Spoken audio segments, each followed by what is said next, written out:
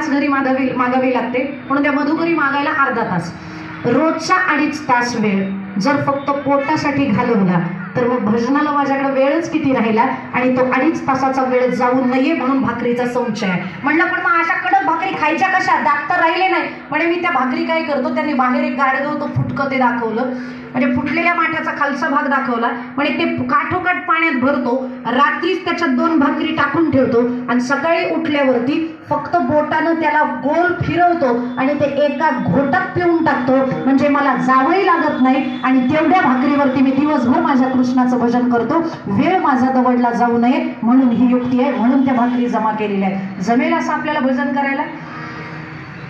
भजन सोडून देऊ आम्ही असं भजन करायचं असेल तर. पण अशा पद्धतीनं एवढा शरीराचा विसर पडला पाहिजे त्याच्या भजनासाठी. प्रेम हितानंद बाबा म्हणून तुम्ही आता सध्या खूप व्हायरल आहे, ते व्हिडिओ वगैरे त्यांच्या खूप व्हायरल होतात.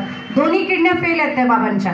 बरं, जेवणामध्ये रोज काहीच विशेष नाही, साधी चपाती भाजी, ती पण खाल्ली तर खाल्ली नाही तर ती खात नाही. पण एक मात्र करतात, सगळ्या आलेल्यांना सांगतात, देहाचा विसर पाडी माझा. तुकोबराय म्हणतात ना, तुम्ही शरीराची काळजी करू नका, या शरीराची काळजी तो पांडुरंग घेईल, तुम्हाला जेवायला तो देईल. नको चिंता करू वस्त्रा या पोटाची, मामुली आमुची पांडुरंग तो तुम्हाला सगळं पुरवणार आहे. तुम्ही फक्त काळजी एका गोष्टीची घ्यायची आहे, आपल्या भजनाची.